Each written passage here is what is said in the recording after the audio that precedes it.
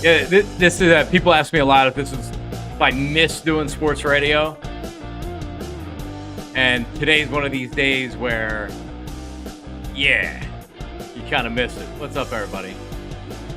AJ Brown calls into WIP Afternoons. Jack Fritz, Mike Reese spends 20 minutes with them. Man, I mean, I was on the air with Ike when T.O. called in on, like, it was Donovan McNabb Day or whatever we were doing. And he called in. People were tweeting him or Instagramming or whatever. It was like, call. And he finally called in on the regular studio line right at the end of the show. And I think whoever was coming up at 6 o'clock, we made him wait a little bit and we had T.O. on, which was amazing. And this easily tops that because A.J. Brown is currently with the Eagles. I think a lot of people have fatigue with the Donovan and T.O. conversation, especially 20 years later or whatever.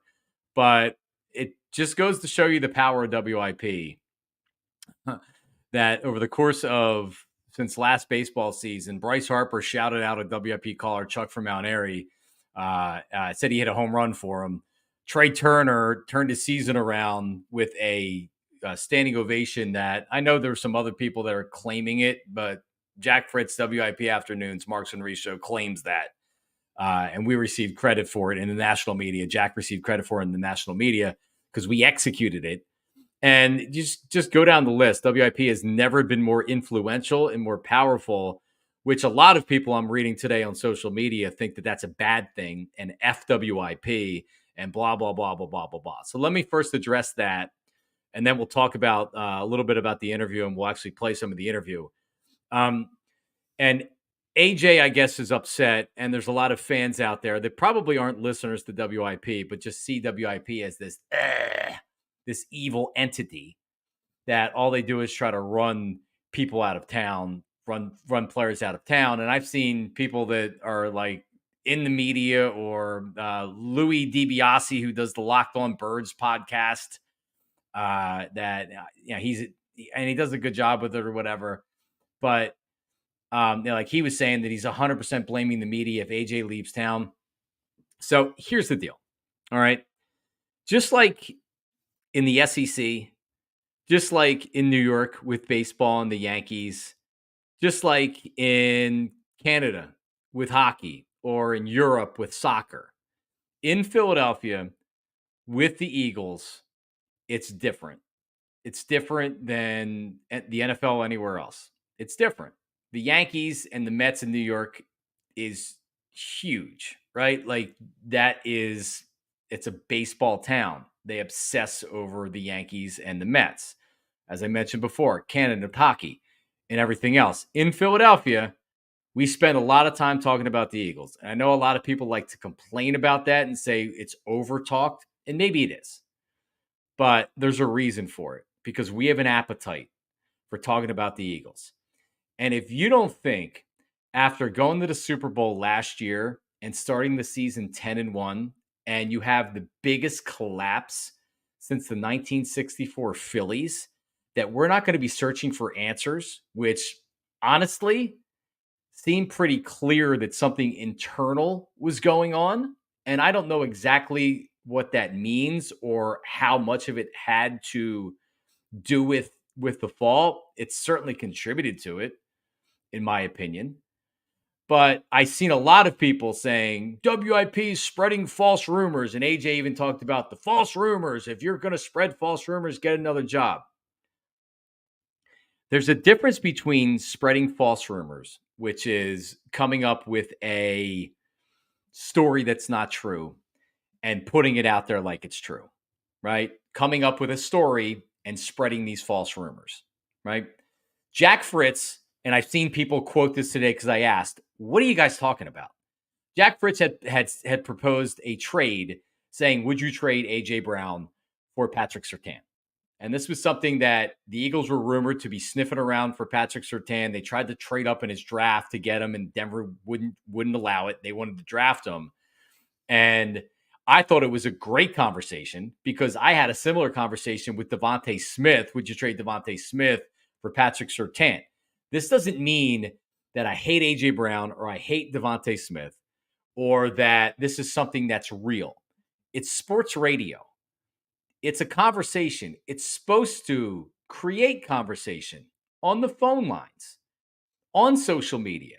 It's supposed to be thought provoking. And trading AJ Brown, who some people think was butting heads with the quarterback, and that was a big reason why the offense struggled and the chemistry struggled down the stretch, for an elite cornerback that they really need, isn't spreading false rumors. It's doing a sports radio hypothetical conversation. That's all that it is. So this idea that WIP is creating these fake stories and putting them out there is just, it's not true. So at least let's get the facts straight. And I'm not telling you that the hot take artists that are out there or the Wentz stuff, that it wasn't volatile, the Carson Wentz stuff. You had the Wentz people and then you had the non-Wentz people. I'm not telling you that I personally enjoy that part of sports radio when it does get to where it feels toxic. That's not where we are right now. That's not what this is. And AJ Brown, who spends his life on social media, now gets sucked into this stuff because what he's seeing on social media isn't real life. It's social media. It's what we're talking about on WIP. The NFL is so big and the NFL is so powerful that 12 months a year, we talk about the NFL, even after the season's over. Free agency, the draft, mini camps. It's a machine and we love it. In Philadelphia, we love it more than anything else. And is it overtalked? I don't think you can ever overtalk it. Does it get fatiguing to do it for a living? Of course it does. But in instances like this, I think it's great. And the fact that AJ Brown called in and spent 20 minutes with Ike and Jack today, just dial in 215-592-9494 is amazing. And I thought at the beginning of the interview, and we'll play a little bit of it, like Ike did a really good job because he put him in his place. And then AJ came around. I thought he was being a brat early. And then AJ kind of came around and he understood. He's like, all right, like there was some agreement, like, okay. And then it was radio gold. It was. My one takeaway from AJ and the interview, and Delco Steve pointed out to me later on in the interview, he said that when he was asked about Jalen's demeanor and if he's a good leader and that kind of stuff, he said, well, he was a good leader when we were 10-1. It was just when we were losing, he wasn't a good leader. When asked about his relationship and given an opportunity to clarify the situation, because he didn't have any problem talking about them being best friends when he got traded here. They were best friends. It was a big talking point, right? Everybody knew about it. When given the opportunity to squash it, because that's what everybody wants to know. What the freak happened with this team? Why does it feel like that there's internal things going on? Why are there stories coming out saying that Jalen Hurts' behavior, in particular on the sideline, rubbed teammates the wrong way? And you could say Craig Carton's full of crap. Howard Eskin came on WIP, went on WIP yesterday and said Fletcher Cox's name. He said his name and said that Fletcher had an issue with Jalen Hurts. And he had a stern message to him, and other veteran teammates had the same. So let's not act like there wasn't something going on internally. We're trying to figure out what it is. And when a guy like me, who is not a reporter, who doesn't pretend to be a reporter, but comes out and says, and I've said this on more than a few occasions now, I had heard from multiple sources, independent of each other, that Jalen's relationship with AJ Brown was strained. It wasn't good, is what I heard. Again, from people that I trust, and I'm not talking about reporters or anything like that, but word starts to get around. I never believed the salacious stuff. I don't know what the hell Craig Carton was talking about. I don't know if there's something that digs a little bit deeper. But I had heard on a few occasions from independent people, and I'm not trying to act like a reporter here, from people that were independent of each other, that I have relationships with, that their relationship had taken a step back and wasn't great during the season. Now, did that contribute to what happened down the stretch with the Eagles? I'm connecting dots here. I would think that any any relationship between star players, if it isn't good, that's not good for business. But again, just remember, Fletcher Cox, other veteran Eagles players did not like the way that Jalen handled himself in on the sideline. That's what Howard said yesterday. Howard's not making up negative stuff about the Eagles. I think everybody would agree with that.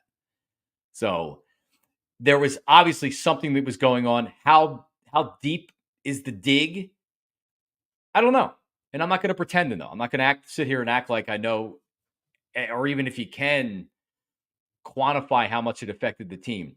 But anytime you're 10-1 and you lose like you did down the stretch, and I've been saying this for a long time, been saying this for months now. Anytime your season collapses like that, it goes further than X's and O's. It has to do with the Jimmies and Joes. It has to be a contributing factor.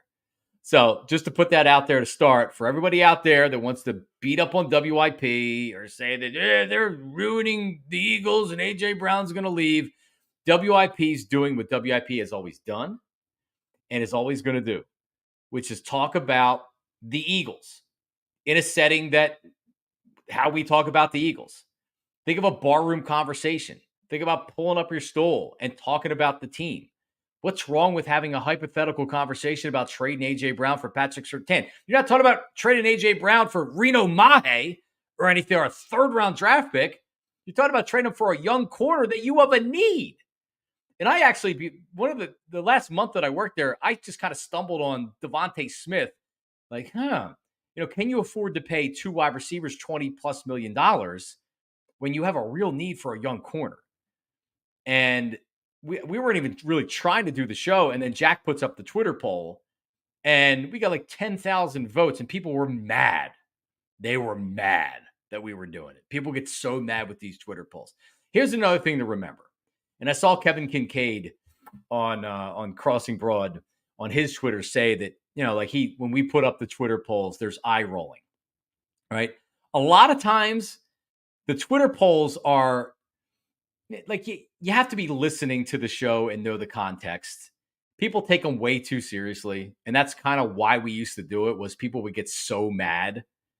But if you're not listening to the show, or you don't listen to the show, you're not going to understand what we were doing or what they're doing in a lot of occasions. So Twitter polls aren't spreading false rumors. Twitter polls are just that.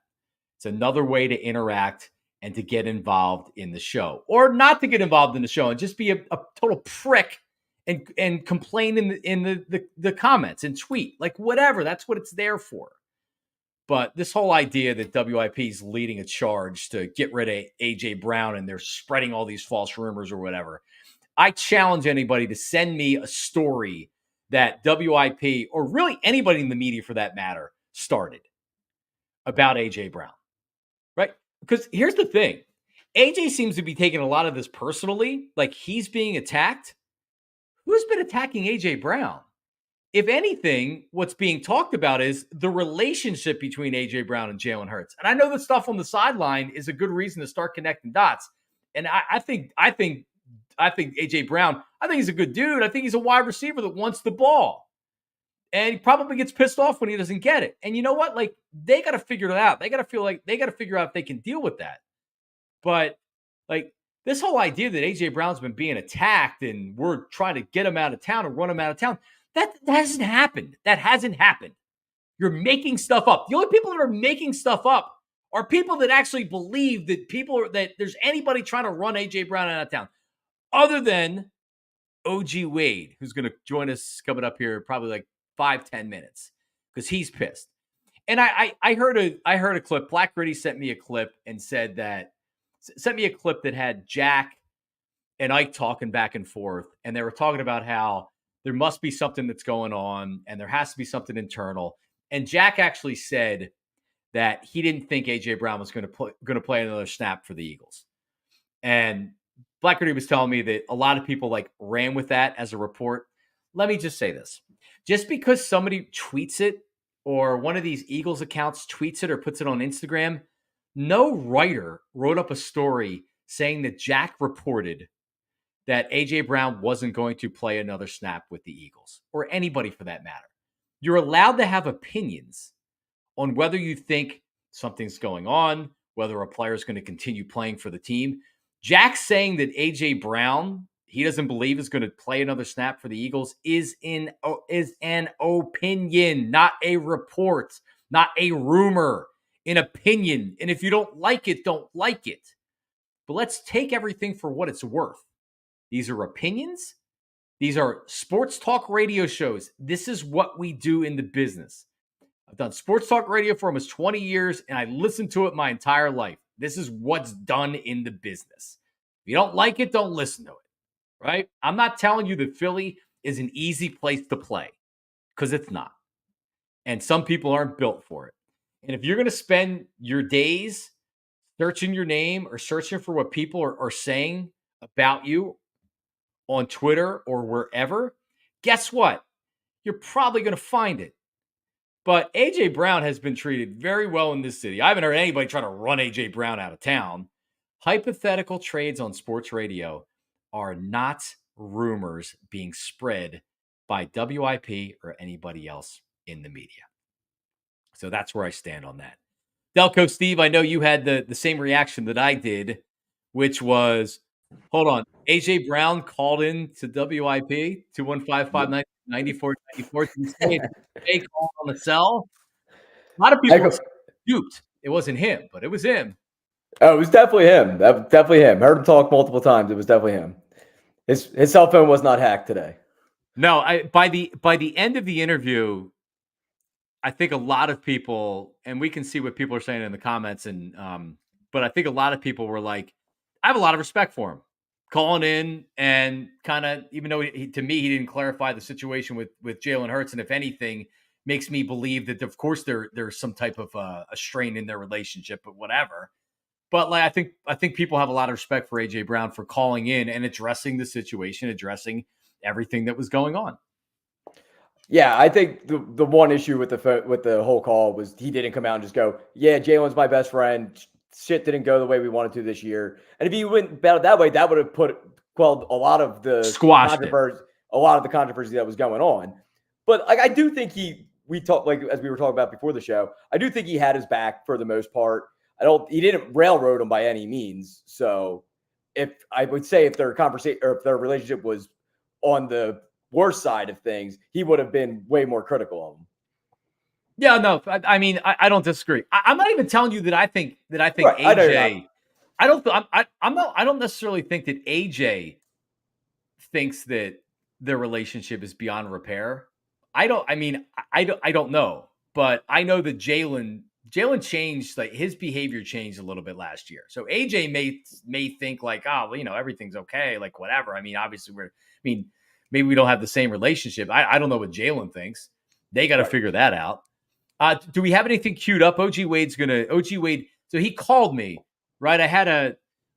There were actually like people in my house, and OG Wade calls me, and I'm like, the phone comes up, OG Wade, and I'm like, all right, I bet he's furious. And I answer the call, and man, he's pissed. So I'm like, dude, I gotta go. But if you want to call into the show tonight, call into the show tonight. Let's do it. So he's calling in a couple. Well, he was pissed off at A.J. Brown last week before any of this even popped up. So. He wants to trade him. Yeah, he wanted to trade him last week. So we'll see what he wants to do this week. But yeah, we got AJ's final response. He kind of talked about his relationship with Jalen and the ups and downs of the season. All right, let's hear it. You don't think is needed? Listen, Jalen is himself. I don't agree or disagree. He's going to be himself, and I'm not the person to try to change him to be something that he's not or whatever the case may be. But when things were going really good, you didn't hear those reports. A lot of stuff happened. I mean, the season pulled everybody every which way. It was ups, it was downs. It was more downs than ups, but it started off ups, and now everybody's scratching, everybody pulling, everybody just trying to see what's going on. But when we was winning, we was 10-1 or whatever. You saw the same reaction him on the sideline. But when we started losing, you still saw the same reaction. So how can you get upset at the same person who's doing the same thing? But a couple months ago or whatever, he was the greatest leader for this organization. So, like I said, man, listen, I don't agree or disagree because he's going to be himself, and I want him to be himself. I don't want him to be nobody but himself because if he's not authentic. So. Well, all right, there he is. I mean, like, not agreeing or disagreeing. Listen.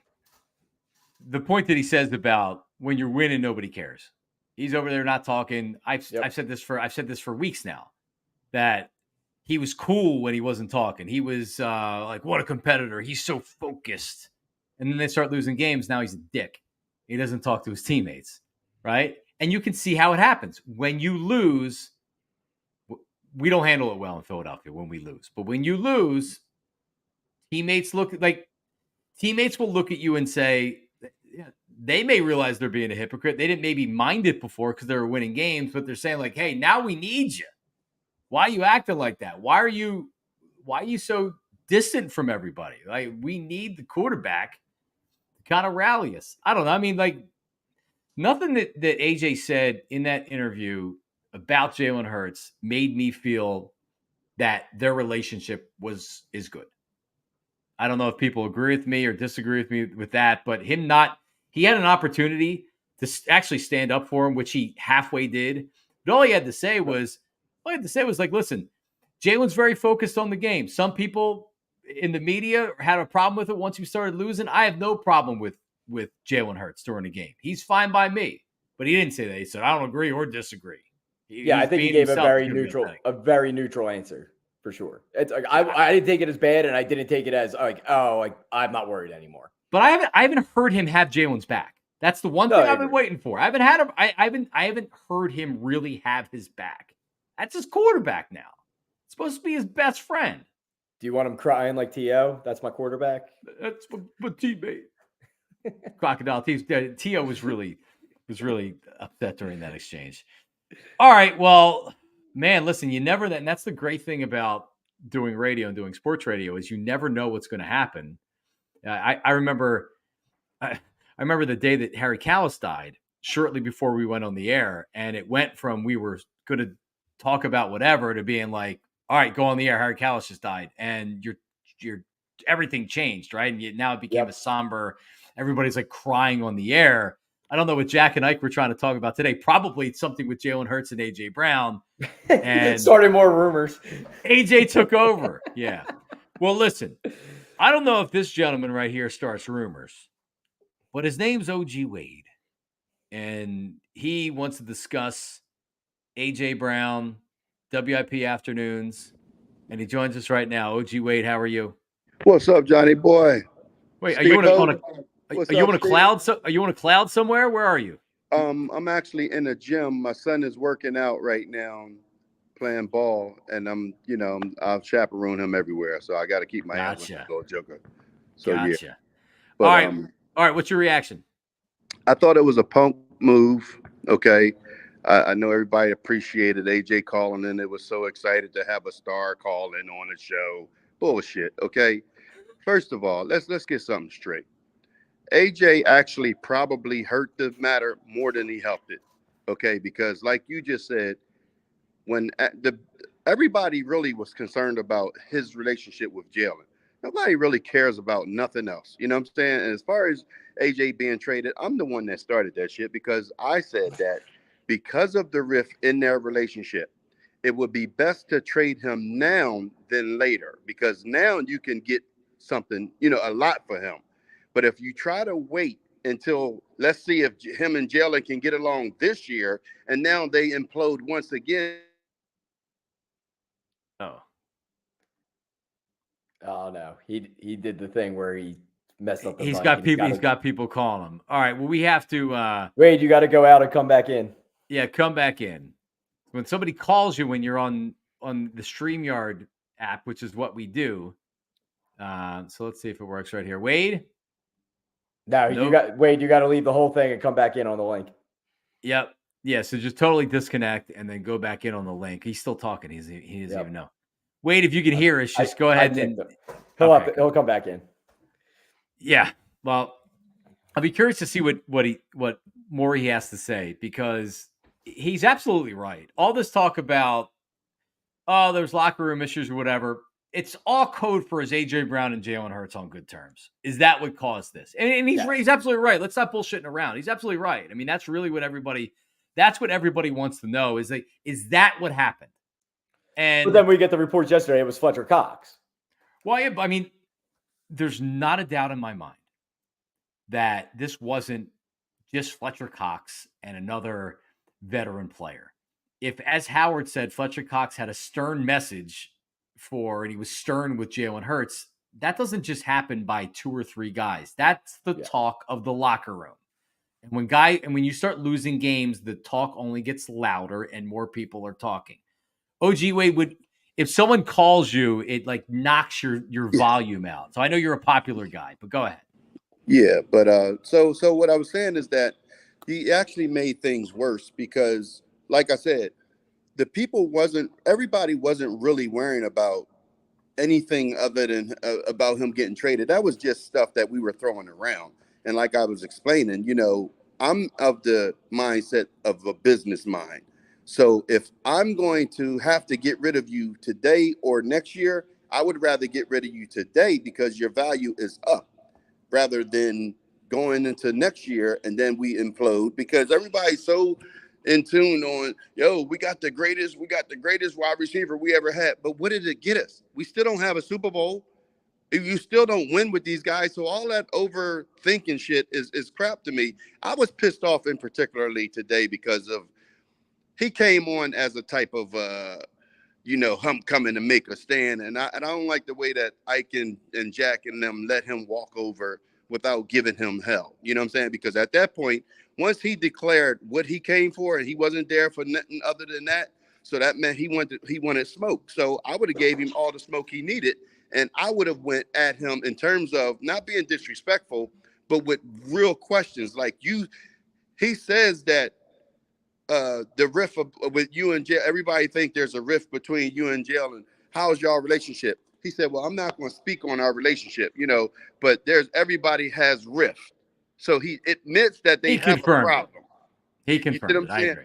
So he's admitting that they do have a problem, and you obviously ain't dealt with it because if you was trying to smooth things over with Jalen, you made the Pro Bowl. You was a first first choice starter. Yep. Jalen was an alternate.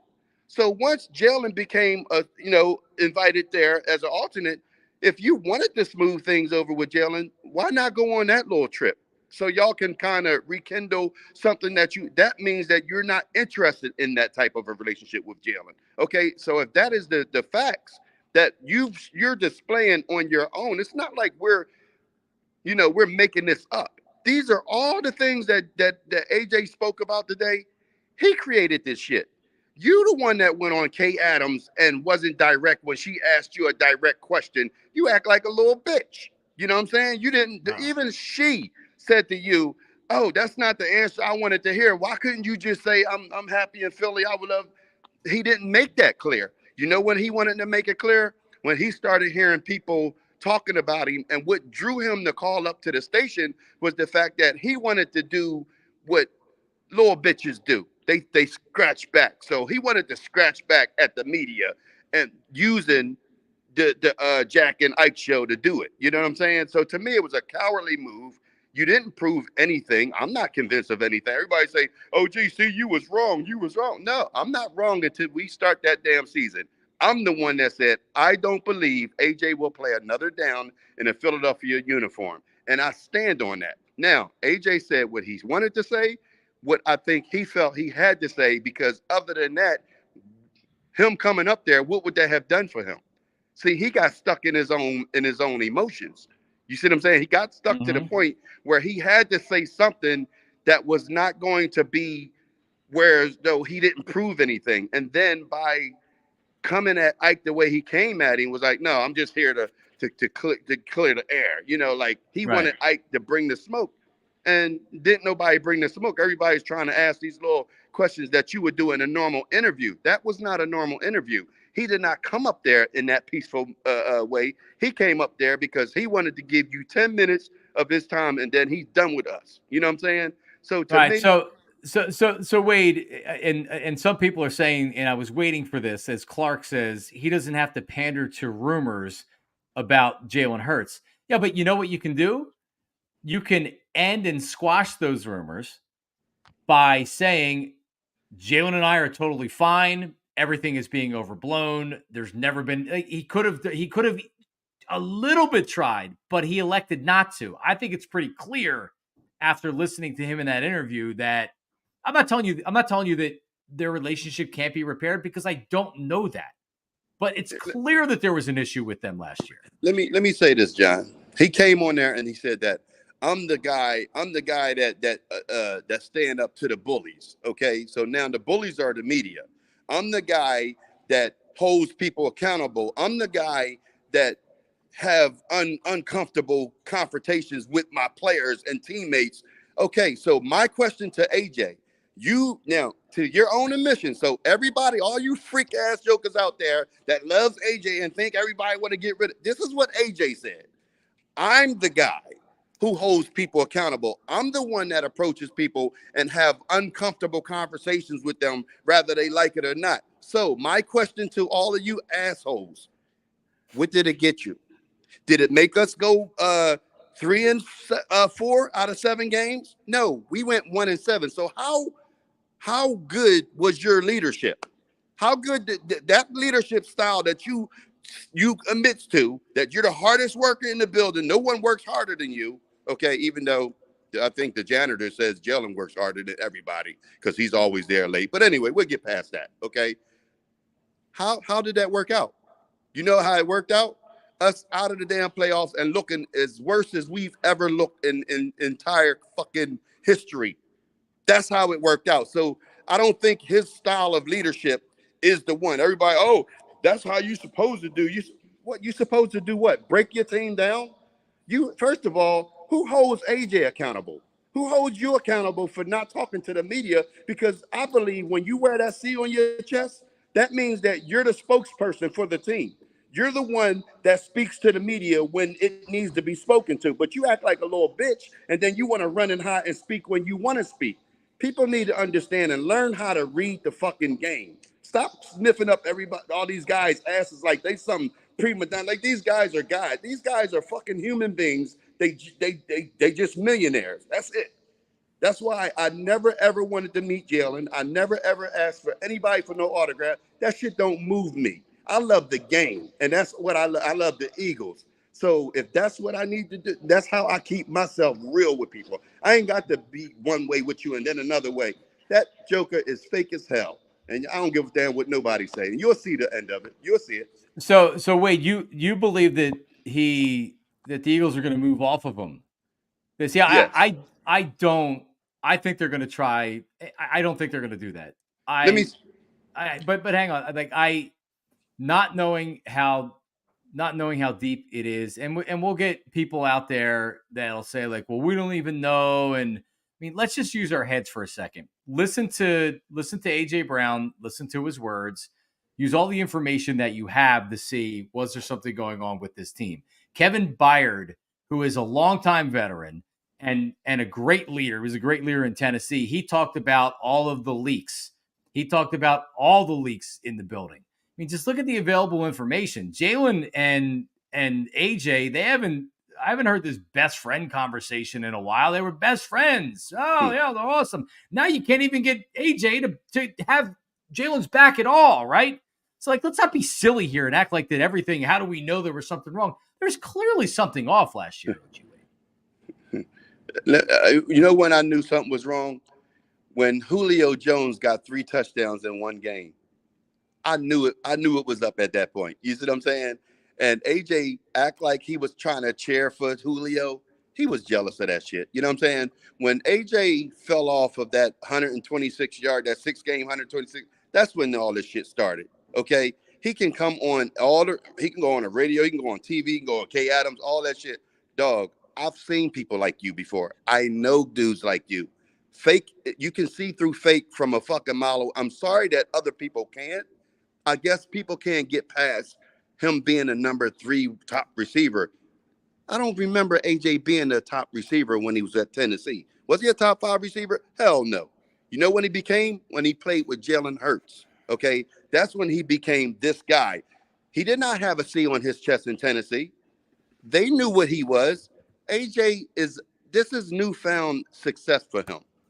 I don't believe that AJ know how to handle it. I felt that there was a lot of accountability that AJ had during this season, especially, and I spoke to you guys about it, them two post corners that he was thrown to in the San Fran game that could have put us up 14 points. AJ, that was a receiver mistake that didn't allow those to be touchdowns. Okay, that was on AJ. So I know, I understand people want to talk all the crap they want about all these numbers. That shit don't fly with me. I know how to look at the game. I know what it is, and I know bullshit when I see it. And today, he came out with the ultimate bullshit. That little shit he did today, he didn't prove nothing, didn't say nothing. He didn't even seem comfortable saying, I want to be in Philly. He said, I understand I can plan and I know it's a business, but I want to be in Philly. That shit don't even make sense. I mean, I know people, it soothes you to hear the last part. I want to be in Philly. Well, I mean, Whatever. at the very least, even if you don't believe it, I have no reason not to believe it. I do. He played the game and said it, right? Isn't that what we were asking for with Jalen Hurts? Like, at least act like everything's okay and lie, but he wouldn't even do that. So, Yeah. I mean, listen, this is going to be a WIP, Philadelphia media, everybody running everybody out of town. You're doing it again. But Well, all right, Wade, listen, get back to your son in the basketball, man. We'll talk all to you right. next week or something. All right, we'll talk. All right, Steve-O. See you, All Wade. right, there he is, OG Wade. Yeah. See, I have one thing to say about his thing with Jalen saying, or not Jalen, AJ saying that it's a business. I think he's saying that from the Eagles' perspective, it's a business. If they don't want him here, that's the business side of it. He can leave. I took it as if it's up to him, he wants to be here for the rest of his career. That's the way I took it. I think that AJ Brown is perfectly fine with being in Philadelphia as an Eagle. It's a great place. Right. It's great. It's a great organization. It's a great place to play. I know inside Philadelphia, because we're so knee deep, we like to think, and we know the sometimes the Howie Roseman stuff, and there seems to be a lot of toxic behavior. I mean, when you look around the NFL, there's not a lot of franchises that have been successful in the last decade than the Eagles. They were in a Super Bowl. They won a Super Bowl 6 years ago. They were back in a Super Bowl last year. They were in the playoffs. They've been in the playoffs. What was it, 6 or 7 or 7? I forget what it was. I looked it up. But let's not act like this is a bad franchise. It's not a bad franchise. And this isn't something that's necessarily abnormal in the NFL, where there's issues with the quarterback and the star receiver or another player that wants a new contract or whatever. Like these are things that happen. This is the nature of the business in the NFL. When you don't have guaranteed contracts and guys know that they're fighting for their job and their money every year, this is the kind of stuff that happens. Period. Bottom line, that's what's going to happen. I guess it's just like my advice to AJ would be to stay off of social media. You don't need to be on Twitter. You don't need to be searching for what people are saying. Just get off of social media. Don't get on social media. Stay off of social media, because guess what? It's not going to help you feel any better about everything that's going on. I had this conversation with a couple buddies earlier today where, like, we grew up in this social media age, and AJ Brown's younger than me. He should know how this stuff works. Like, he should understand the dynamics of how social media works. That people are just going to say things. People are going to talk out their ass, and it doesn't mean it's true or not. But the fact that these guys are millionaires, we should mean absolutely nothing to them, and our opinion should mean nothing to them. Go out of their way to search their name and see what people are saying is beyond me. It makes no sense to me. I don't. People could say shit about me all they want. It's like, I know who I am as a person. It's like, I don't know. If one person says something stupid about me, I ain't gonna go crying about it. I know it's a completely different scale, but no, but still, I mean, it's the general thought. And Clark brings up a great point, and this is something, Steve, that I already mentioned a couple times here. I don't think anybody's blaming AJ for anything. I don't hear any credit for the most part. I know we just had OG Wade on, but this town hasn't turned on AJ Brown. no. If anything, the media and the fans are searching for answers. And to me, the most obvious thing that you can look at as far as a chemistry standpoint is the difference between Jalen and AJ, their relationship, from what we saw before to what it is right now. And Kendall Beck is on here. He I follow him on Instagram. He's a bunch of or Twitter. He's a bunch of Twitter followers. I don't know if he's like an NFL tweeter or he writes or whatever. But he was throwing a lot of blame on WIP and the media for all of this that's going on, and he doesn't believe that any of this is actually real. I can say this, and I'll just repeat myself again. I'm not a reporter. I'm not pretending to be one. But when you work in this business, whether you're on the beat or you work in sports radio for the flagship or whatever, you hear a lot of stuff.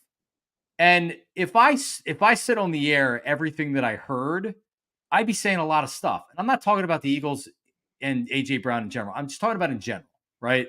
You hear a lot of stuff. Like for example, I got word on who's the idiot Sixer that faked that get hit by a car. Yeah, Oubre. Like I got tipped off to that, and I was like, I'm not going on the air with that. Like I don't. Yeah, if you're wrong, you look like an idiot. Right, but like I also got it from somebody like I knew 100% that it was real, but it's like I'm not going on the air with it. It's just not worth it. So you hear a lot of things, and sometimes you use it as an informed opinion. Right. I think there's a lot of people, a lot of longtime people in this market that hear things and rather than report it, use it as their opinion, if that makes sense. Like you have an informed opinion. I'd heard, I'll just repeat myself for what I heard is that their relationship was strained and it wasn't good. So Kendall Beck wants me to elaborate if I got it from a source situation, and why not elaborate? Because I'm not a reporter. And I'm not going to elaborate because I don't have the details of what actually happened. I'm being totally honest. It's hearsay. Yeah, like I had heard from independent people that the relationship with Jalen Hurts and AJ Brown wasn't good during the season. Why is that so far-fetched to think happened based on the behavior of both players now? AJ Brown in a radio interview had every opportunity to say, Jalen and I are fine. There's absolutely nothing wrong. This is people are going with this and running with it. We're fine. We're great. He's my best friend. That's my guy. I'm going over his house tomorrow for a barbecue. Anything, whatever. Even if their relationship had changed and they're not best friends anymore, it's much different than it was before. And that's what I'm saying. And it just leads you to believe that what you're hearing. And again, I mean, Kendall, you have no sources, and I worked for the radio station that is the flagship for the Eagles, and I have relationships with people that, like they're not telling me because they know I'm not going to go on the air and say things, right? This is something that we heard all year. So this isn't much of a surprise. Now, like, how bad was it? I'm not Craig Carton saying salacious details, but all I'm telling you is I heard about this being an issue long before there was any problem. Oh, well, why don't you reveal your sources, Kendall Beck, since you have the sources? That's what I'm saying. Like, you claim to have all these sources and you want to elaborate. I mean, like, what are my sources? Your Twitter notifications. You're funny, dude. But anyway, see, like, this is what was more annoying than anything today with doing this was the WIP running AJ Brown out of town. The Philly media. If anything, I think Ike did a great job in that interview. Great. And I think he put AJ Brown in his. I think OG Wade said, yeah, he didn't go after him, but I kind of think he put him in his place a bit early. To be like, right, like I'm a former player too. Like we've met in passing. You might not remember me, but I'm a former player too, and I understand where you're coming from, where you feel like people may be attacking you, but it's not coming from us. We're just discussing reports that other people are putting out there, and we're not creating those stories, but we're just elaborating on them. Or what people think about them. We're talking about when you do sports radio, you're talking for 20 hours a week. It's a lot of hours to talk about stuff. And like I had said at the top of the show, we love the Eagles in the city more than anything. We obsess over the Eagles, over everything. We just do. And you know what that creates? That creates a lot of conversation to where people don't even really know what's a report and what's not a report. There was never a report out there about AJ Brown getting traded. It was sports radio conversation. That's not a report. That's not a rumor. Bar talk. A rumor is that, like I heard that there was something that was going on in the locker room and AJ and Jalen Hurts' their relationship was strained. That's an actual rumor. So if he wanted to address that rumor, he could have. He elected not to. And when you elect not to address something like that, you know what you do? You make people believe that it's actually something. Because he could have very easily came out and said, "That's bullshit. It's not true. It's not true." And again, I don't really think AJ Brown deserves any blame here. I'm not blaming AJ Brown. We don't know internally. In fact, honestly, Jalen Hurts is catching most of the criticism or the stories. It was about his behavior, not AJ Brown. So and I agree with you, Steve. I did a great job in that interview. Oh, dude, he was amazing. Like, that was handled so well. Because you could tell AJ came into that like a little feisty and was kind of just going to be like F you a bit. And, he kind of like the end of the interview, he had a whole different tone in the way he was portraying his answers. So he said twice that their relation, that he said what was BS though?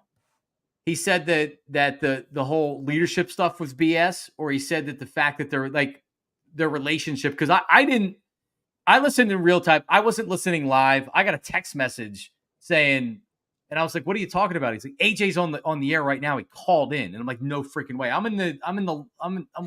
picking up the kids at school. I'm in the line at school, and he's on the air. He calls in. So I don't know. He was on for a while. I don't even know when I tuned in. I got probably the best part of the interview, but like I didn't hear him defending his relationship with Jalen Hurts. I didn't hear him having Jalen Hurts' back. I mean, like a little bit with the leadership stuff. I think what he was referring to as BS was all the other reasons that were coming out for why they tanked the end of the season. When he was saying, "I gave you an answer, it was because we weren't executing. You might not believe me, but these were," and then they came out like this, and this, and that's what he was saying was BS. So he said the crap between him and Jalen was BS, and that's all he's going to say about it. Or he said that he wasn't going to address it, is what I heard. He did say he wasn't going to address their relationship because that was a personal, like a private matter. Right. He wasn't going to address it. Yeah. But again, like then. Yeah. What he was talking about was BS, was all the reasons that were coming out why they went 1-7 down the stretch. Right. So, and in his opinion, it was nothing else happened besides they didn't execute. Which take that for how you want it. So, I mean, Yawn, having takes as a host isn't spreading false rumors and making stuff up. It's like doing the job. I remember Joe Giglio, he came in, he was still working nights and he was in for Ike. And he wrote something for the website that the Phillies should trade Bryce Harper for Juan Soto. Oh, and people were so mad. It was awesome to see how mad people were. Here's what you have to understand. It's Joe's job to create conversation and that was a fun show because it's obviously hypothetical. They're not going to trade Bryce Harper for Juan Soto. Joe's trying to create, and I think it was All-Star Week. It was definitely before the trade deadline, but it was in the dog days. It was in the dog days of summer, right? And Giglio comes on, and he comes on with this take. I think he wrote something for the website with it, and I thought it was fun. It was hilarious, right? So again, if you don't have to like WIP, you don't have to like Joe Giglio, you don't have to like Elliott. There's a difference between the takes and the opinions and the stuff that's thrown out there and spreading rumors. Because that's not something that was done here. I haven't seen one rumor or one fake story that was put out there. So I just have to address that. Again, WIP may not be people's cup of tea. All right. What I'm telling you is that right now, WIP has never had more listeners, has never been never been more influential in this city as far as. They're probably pissed this happened on a Friday and not a Wednesday where they could have ran with it for 2 more days. Thought the same thing. They're losing so much momentum hitting the weekend with it. Right. No, you're right. If this happened on a Wednesday, it would get them through the rest of the week. Oh, now, Monday and Tuesday, they'll still talk about it, but you get caught up in the weekend news cycle and it sucks. But yep. Anyway. And especially because it's the end of the day Friday. Not even if he called into the morning show, which obviously he wasn't going to do because he had a gripe with the afternoon show. But they could have had a field day today if that was at 9:30 this morning. WIP wasn't my cup of tea. WIP was my cup of tea, man. Worked there for 7 years. I love WIP. A couple more comments here. No, don't say Elliot. He wrote stories about Deshaun Jackson being a crip and was a criminal. Dude, we've been posting that this whole episode. Oh, really? I mean, listen, he worked for NJ.com at the time. So I can't comment to what was going on there. It feels like to me, it doesn't feel like to me. I believe that Elliott was used as a pawn to set up Deshaun Jackson so they could get rid of him. To get rid of Deshaun Jackson? Yes. Yeah, they cut him right after the story. They got rid of him. Chip wanted him out. I won't go into any more detail because there was some other things that I noticed. Well, no, Elliott was getting information from somebody in the Eagles before that. I noticed it. I'm like, why is he getting, like, I remember he reported Nolan Carroll got signed, or like they were going to sign Nolan Carroll. It was like, Elliott's getting information from somebody inside. And then like 2 months later, they were just setting him up to write that article. And then he never got anything again. Right. That's awesome. Am I going to 97.5? Heard you on a gambling spot on a commercial. Let me say this, that it's a commercial for Parks and Bet Parks Casino. And I am working with Parks Casino, doing some stuff, doing some commercials, doing some other stuff, which hopefully I can talk about coming up here in the next few weeks. Very exciting stuff as well with my man, Maniac Malloy. And that's all I really want to say, because I don't want to screw myself by talking about it too early. But that's really the only thing I can talk about right now. And honestly, the spot would be playing on WIP, but they won't allow it to play. They tried to get my park spot on WIP and they said no way. So it's not specifically, hey, put it on the Fanatic. It's just that they're trying to get it on all the radio stations, and Odyssey and Philly wouldn't allow it. So I couldn't imagine why. And I would say right now, as far as 97.5, and it would be illegal for me to speak to them about employment because my non-compete has not expired. That'll be April 1st. I do not believe that I will be going to 97.5 at this juncture. I don't know where there'd be a spot for me. I don't know. Like, I guess we'll find out if they have interest in me or not. I mean, I think they'd be nuts not to have interest in me. But I'll just say that I'm not getting the feeling that there's going to be interest in me or I'm going to be going there. So, and I'm excited to be doing stuff with Parks. I'll put out the I did a podcast with Pat Malloy, Maniac Malloy. And then I put out some clips after this whole Jalen Hurts, AJ Brown stuff happened. But we put the podcast out. I talked for like I talked, they were like, man, you can talk. And I'm like, oh, that means I talk too much. But yeah, like before I knew it, I talked for almost 90 minutes and we were talking about everything, not only the sports and Phillies or whatever. It was like kind of just, bullshitting about my life. So, so that's available. That's Maniac Malloy's 2 Shots and a Beer podcast. But I was up there this week, man. It was having a lot of fun up there. Hopefully going to do a lot of stuff with them up there. Real fast here. Let me see. What about the drive on 422 and 76? What do you mean? What, my drive in? To go to Parks?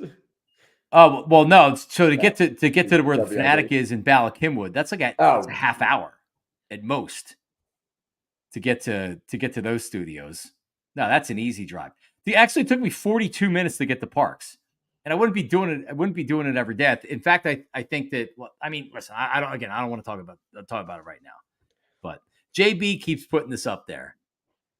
Can we all agree Cowboy Jim's a gay flight attendant on the Eagles Airlines? I don't know about the gay part, but yes, he is he said it on the air. I think everybody knew that he was a flight attendant on the Eagles. He wanted it out there. He kept saying it on the air. I loved Cowboy Jim. I wish Cowboy Jim would come on here. He's awesome. So, who was I on with earlier today? All right. So my buddy Glenn Irby, who Steve, we're in the same graduating class at Upper Moreland High School. He has been a Eagles reporter for USA Today, the Eagles Wire, for I want to say like 10 years now, at least close to 10 years. So, like I said to him, I said, yeah, let's do an Eagles spot. So earlier today, when my daughter was napping, I jumped down here and we did a good 40 minutes talking about the Eagles before AJ called in to WIP, obviously. Becomes totally irrelevant. Yeah, he was good. He was good. So we had fun with that. You can check that out. It's archived on YouTube at John Marks Media. Let me see here. What did I want to bring up? Oh, so I had so I want everybody to check out a new shirt here that my wife was working on, and it's fire, man. It's fire.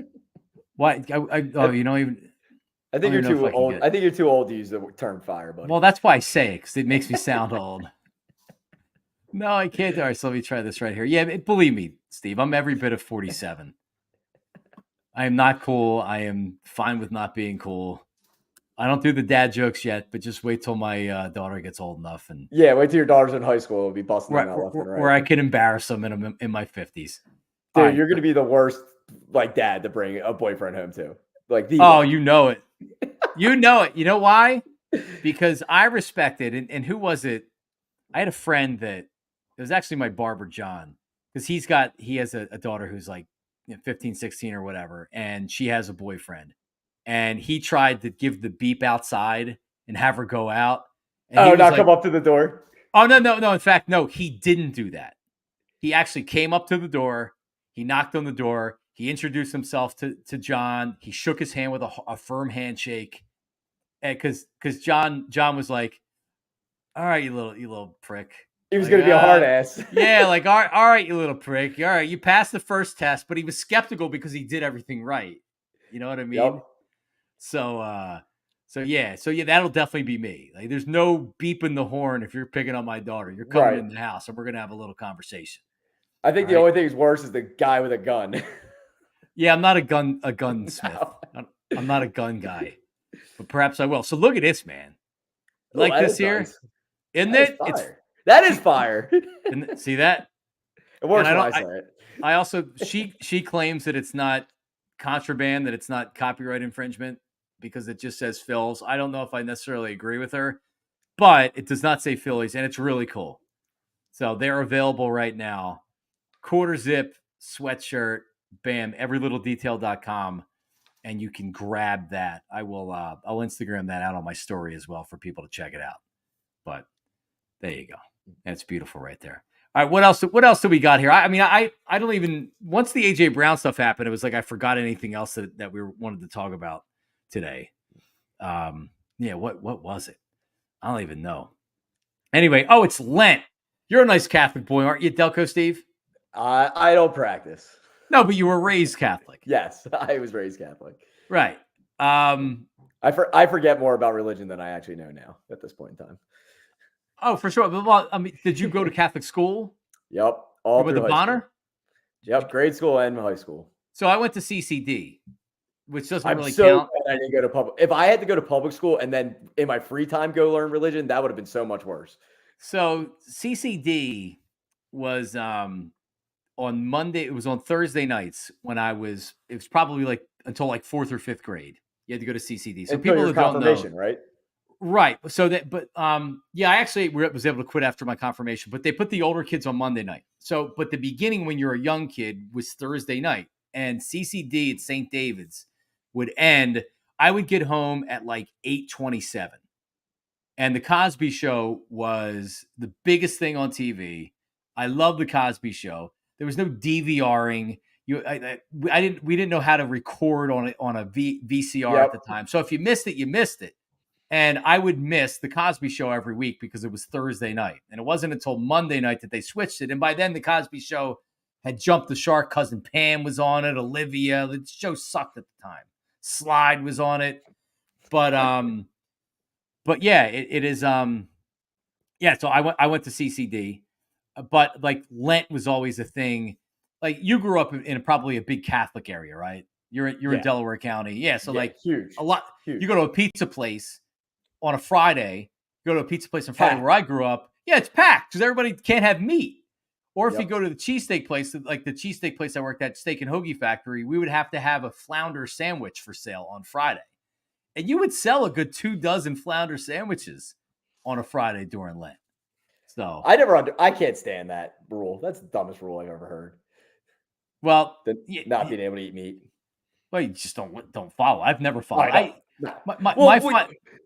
When you're in high school and they're getting food from the cafeteria for lunch and it's nothing to eat besides pizza, it kind of sucks. Well, you actually went to Catholic school, but they actually didn't serve meat. It sucks. The first day of the last year, whatever the year was, that you get confirmation, because my mom said you go until you get confirmation and then you can quit. So I hated it, right? And they came in and they said, if there's anybody that doesn't want to be here, your parents are forcing you to be here. Get up. Now, raise your hand. And I was like, my mom forces me to come here. I do not want to be here. And she took me down to the office or whatever and called my mom. And I don't think I've ever seen her more mad in my life. She was like, you embarrassed me. How could you possibly do that? I'm like, but it's the truth. I don't want to be here. I was agnostic in second grade. I was saying, like, they're reading these stories from the Bible, and I'm saying, like, oh yeah, this shit didn't happen. The fuck is they talking about? I remember the first year we got taught science, and I'm in like second, third grade, and they're like, so you go from religion class where Adam and Eve named all the animals to science class. We're like, oh yeah, dinosaurs were here before humans, and I'm like, didn't you just tell us in last class that Adam and Eve named all the animals? Oh yeah, don't worry about that. And I come home, talk to my mom, and it's just same thing. It's like, how do I explain this to like a 7-year-old? Right. Yeah, you don't. St. David's Parish in Willow Grove, it's no longer. They combined it with one in Glenside too. So yeah, a lot of parishes closed around here too. Yeah, not the same demand for for Catholic school like it once was. And it's crazy. The pricing is the price difference from when I was in high school and grade school. I think my dad said like he went to my grade school for like $500 for him and his two brothers, and then by the time I was there, it was $500 a person. Now it's $2,000 to go to grade school. Is it really? Yeah, I know. Like, go ahead. Holy Cross in my neighborhood, which there's not a lot of Catholic people in my neighborhood, but everybody that goes to Holy Cross, it goes till 8th grade, and then you got to go to Pope John Paul II, which is a huge school, huge high school. Oh, it's unbelievable the size. It's right. I drive past it every time I go to the Y, but it is like that's where you go, and it's really expensive. I mean, you're talking about like when I went to school, what I paid for college is what you're paying for some of these schools right now. It's crazy. Now I went to college a long time ago, but I know people that Holy Child over in Junction Hill over here is a private grade school. Years ago, it was $25,000 a kid, no breaks if you had more. And I know multiple people that sent 2-3 kids through that school for $25,000 a year. It's asinine. It's out of like, you can't tell me it's worth it. You can't. Well, and one of the reasons I live where I live is it's a great school district, so there's no way. I wouldn't go to Catholic school anyway. I actually feel bad because my kids, they'll ask me like religious stuff that they're hearing about, and I don't have an answer for them. We'll drive by a church and they'll be like, "Well, why are this so busy today?" I'm like, "Well, it's Sunday. They go to church." They're like, "Well, why do they go to church? Why don't we go to church?" Right, exactly. And I'm like, "Yeah, I don't do that." And I don't want to. I want them to be able to make their own choices without totally corrupting their minds. But I also don't have time. My mother-in-law gave them like this prayer book or whatever, and I was like, yeah, whatever. Is your wife into it? No. Okay. Just out of curiosity. She's also Orthodox, right? So she's Coptic. She's Coptic Orthodox. Is she into that or no? Okay. No, but we got married in a church. Yeah, I saw your fancy getup. Yeah, I was totally fine with that. Like, it was important to her to get married in the church, and I've been all of our kids are baptized in the Coptic Orthodox Church. You just did that for the money. Don't lie. I'm baptized in the. Oh, we didn't get any money. I'm baptized in the Coptic Orthodox Church. I had to get married in the church. Okay. So we go for that's the only time we're ever in the church, and they remind us that every time we go is for a baptism. My sister-in-law has 3 kids. Yeah, hey, we haven't seen you since the last baptism. I'm like, yeah, you're right. You haven't. So anyway, all right, random stuff. Your life on the line. Dwayne from Swedesboro or Aton? Ooh, what would you say? Because you know both, Steve, don't you? Well, can I Pat plead the Egan, fifth? who is Dwayne from Swedesboro, who is still my buddy, and I still talk to him on a regular basis. Aton, I haven't. Aton actually reached out to me when I started doing these YouTube shows, and I'm like, I haven't. When was the last time I talked to Aton? It was like a year and a half before that I had last talked to him. So I like Aton a lot. Life on the line. Aton or Dwayne? I'd take Dwayne. You would take Dwayne from Swedesboro? Yeah. I If you would made me pick. I would probably go Pat, but just by a hair. I think Aton would be all right. I don't know. I don't have any problem with Who wins in a Aton. fight? Aton or Pat? Probably Aton. It's got some height on him. All right, who's taller, Pat Egan or TK? Well, you don't know how tall TK is. Tom Kelly. Oh, I know Tom Kelly. You know how tall he is? He's pretty short. 5'4", maybe. Also the pride of Upper Moreland High School. I think he was one of the first guys I met when I was at WIP, and I'm like, oh, cool. I'm not the shortest guy here. Yeah. TK's awesome. He's a good, very nice guy. Yeah, TK's awesome. I think Pat's taller. Maybe by a hair. Gun to my head, I say Pat, but I haven't seen either one of them in years, so not much. I like Kevin. I like Aton too. Aton's awesome. I'm a big fan. Aton or Dwayne. It's just Herb. That's funny. Shander's a rapper. Did you know what his rap name was? Oh, I definitely knew it back in the day. Atonymous. Yes. Isn't that awesome? What is the obsession with Cowboy Jim being a like let him live. Let him live. I believe he's married to a woman. Maybe he's not. I don't know. I mean, he's a flight attendant. I don't know. Hey, he could be a little bit of both. Could I beat Joe to camera and beat the hammer? No, I could not. You know why? Because my brain is mush. My memory is totally cached, and I'd prefer to just box him. That's what I say. I don't know if you know this. He was saying that he could beat me in basketball, and I was like, all right, well, let's box first, and then I'll play you in half court basketball. I know what would happen in that case. Yeah, I full-heartedly agree with that. Joe's a little twiggy guy. Great guy, but he's we are about the same. He's actually put on some weight, and not in the good. Really? Not in the good places. Oh no, he's in horrible shape. He's in absolutely horrible shape. He's got the little beer belly, but it's not from beer, and he's just in terrible shape. But he's actually like for all the people that want to beat up on Joe. Joe's not a bad athlete at all. Joe's like, I would say that we're about the same skill level in basketball. He can like I've thrown the football with him. He's got a great arm. He can actually throw a football a long ways. Joe's not a terrible athlete at all. What I was saying was like, hey dude, like why does it seem like you're trying to pick a fight with me saying you're a better athlete than me and you want to play me in basketball? I'm like, all right, you want to do some athletic stuff. Let's do a bunch of athletic stuff. Let's start with boxing. Little Olympics. Right, exactly. That would have been fun. Never happened. Like a decathlon, not with like decathlon events, just like seven or eight events. Yeah, and then stupid decathlon events. Yeah, beer pong, anything. Yeah, exactly. But the hammer would beat me in the trivia contest, I would assume. He does. Depends. He's an encyclopedia of sports knowledge. Well, you know what he's an encyclopedia of?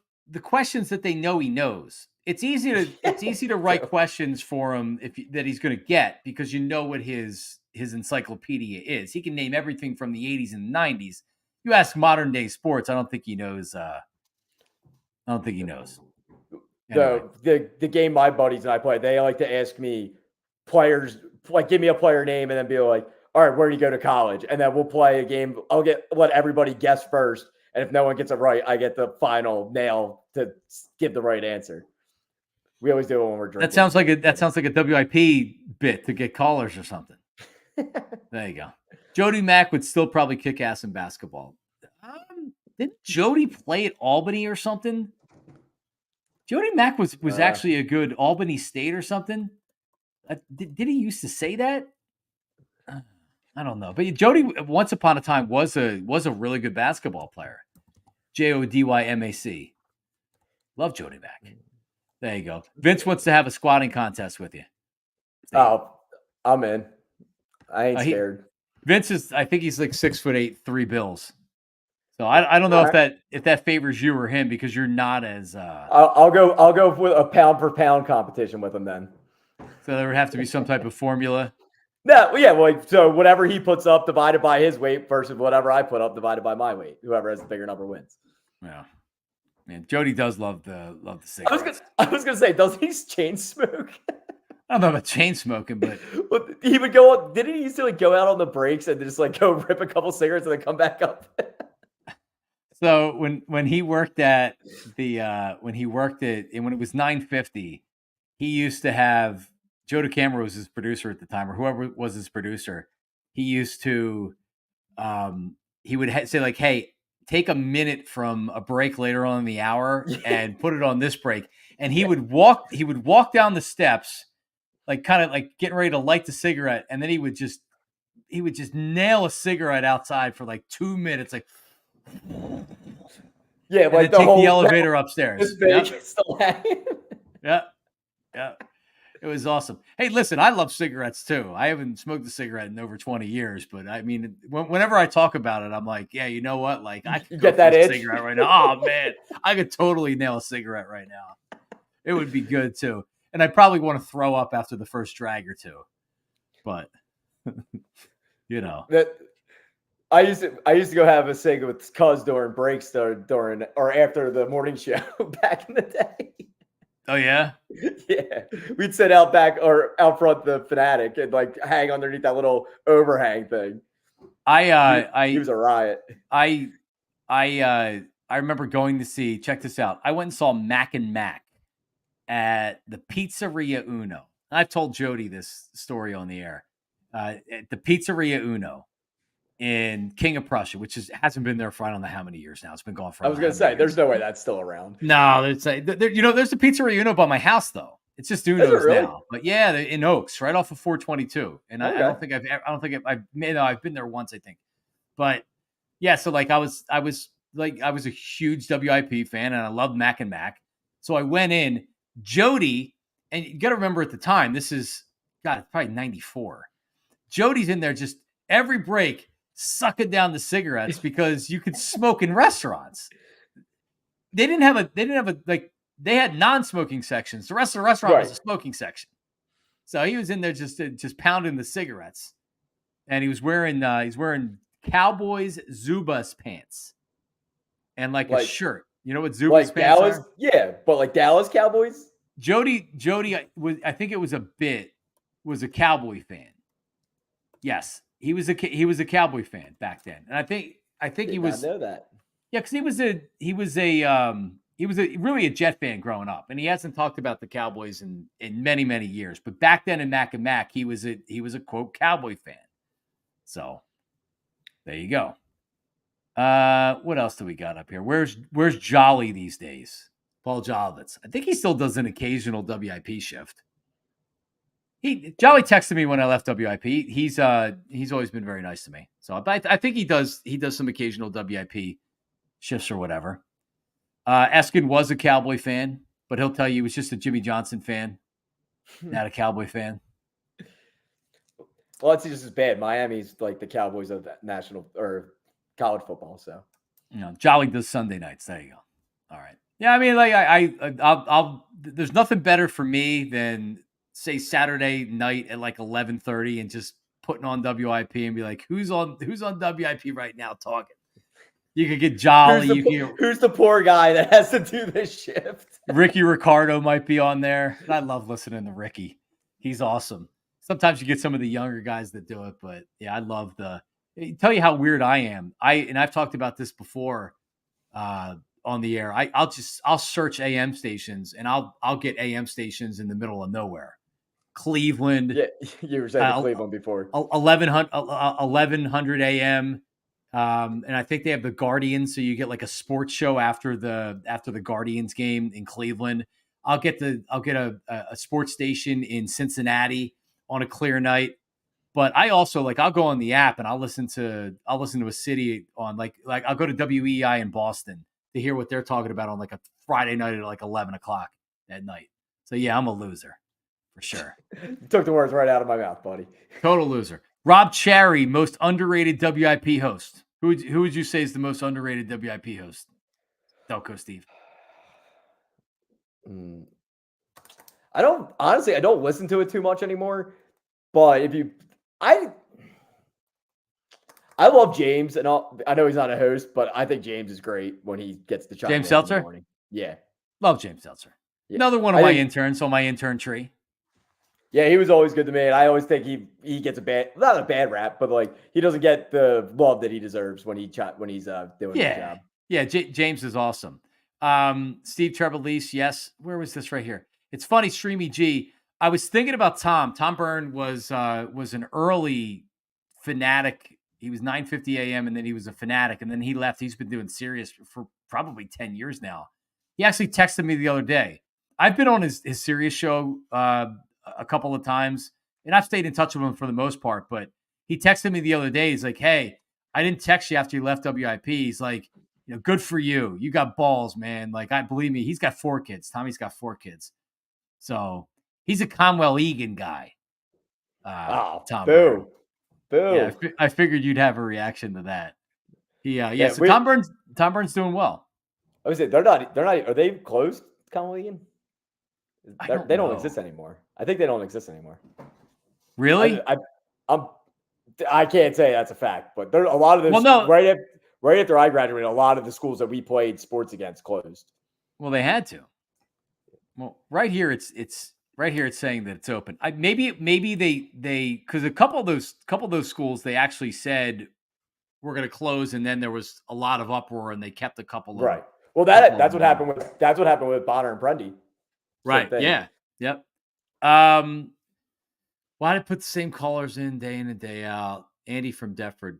Well, I mean, I can't speak for other shows, but I am of the belief that I would rather put on a caller that I know and I know how to use them and I know the situation to use them in, as opposed to some guy that I don't know who they are and he could suck. I mean, I don't know. There's a fine line between callers, putting them on too much. Like Mad Mike, and I like Mad Mike, but Mad Mike when the Eagles are winning, to bring him on just so he can kill the Eagles for winning. It's like people don't want to hear that. But when they lose or they go to shit, I'm going to put him on there because he's going to make people mad. So it's a balancing thing. But I'm a child of Howard Stern show. The whack pack and the callers to Howard Stern was what I always listened to and what I always loved about the show. And I felt like Howard, that was the best part of his show. And he made those callers. He made the whack packers. And really, that was a formula for when I wanted to do radio, really in particular when I joined Ike, which was I want to pit the callers against themselves. So that's where you get the Chuck's the number one caller, OG Wade's the number one caller, OG Wade's the biggest Jalen Hurts fan.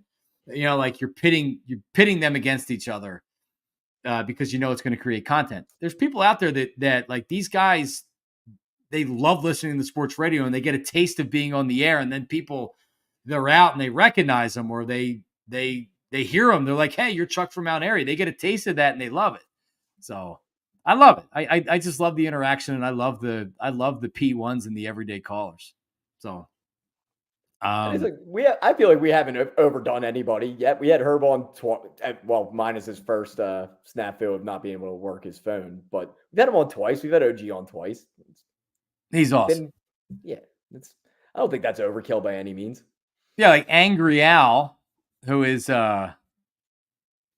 Angry Al, you did Dream Job. Angry Al, I'm still trying to get you on the show. You're not letting me know that you really want to come on the show. Angry Al's a great caller. I would put him on all the time. Jose from Norristown is still around. He follows me on Instagram. I'll get an occasional message from Jose. So Jose he just doesn't call that much. He called me a couple times. All the years I worked with Ike, he called me a couple times.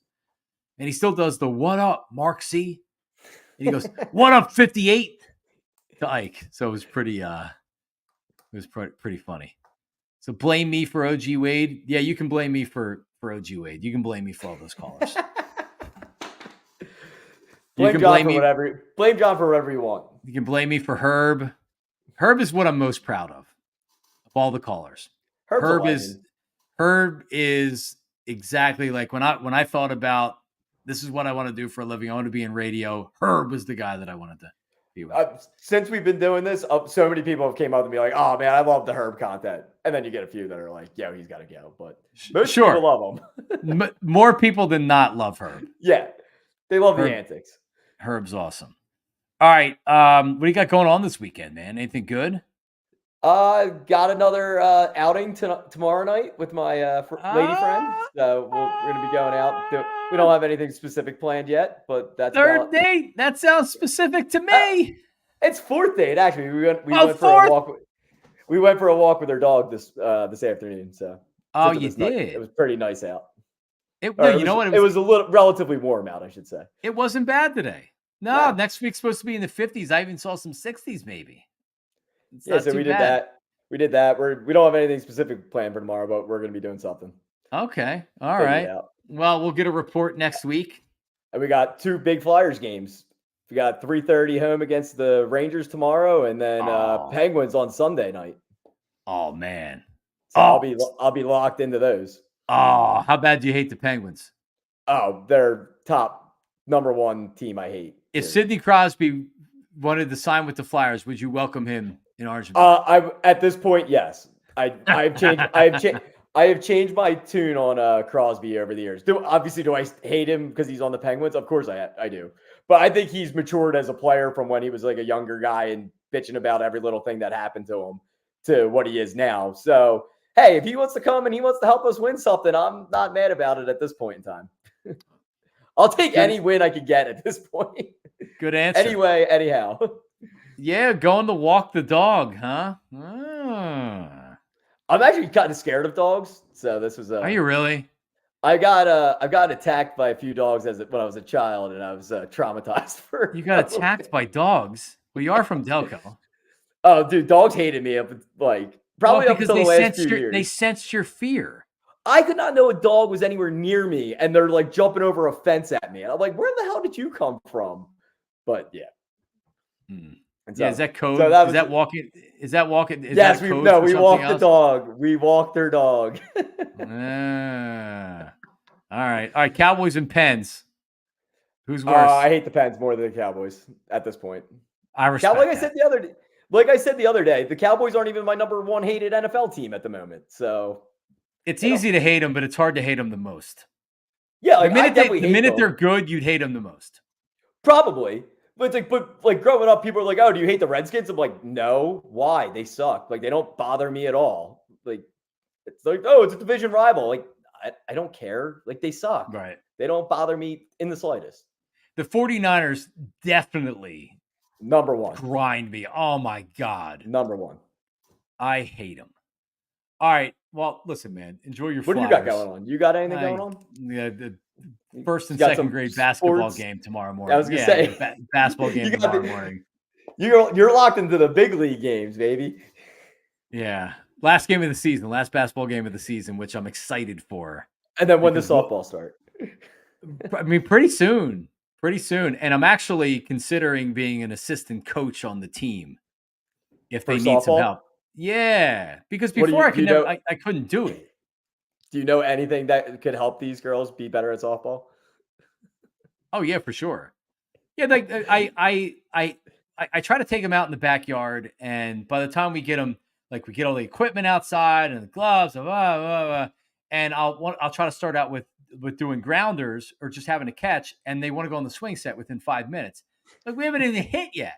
We're going to swings, Daddy. So I just can't get them to work on it. But they actually last year, they made such great improvement over the course of the season. And just watching baseball with them just watching the Phillies game on a regular basis, they start to understand the game. And it's like, wow, this is really cool. Right before my eyes, they're starting to love baseball. And then they love Bryce Harper. And, so waking up in the morning, I DVR the games. And if there's like if there's a big home run or something, or I'll just go to Instagram. The Phillies do such a great job on Instagram with their highlights. I just go to Instagram and look at the highlights. I'll show them all the home runs the next day and they love it. So that's awesome. Yeah, it's fun. So that might be. You got to get Herb out there to help them out with learning the rules of the game. Let's say he may need to be an umpire. If they need an umpire for 7 and 8 year olds in softball. Could you imagine? Yeah, Herb may not be allowed legally to be. Could you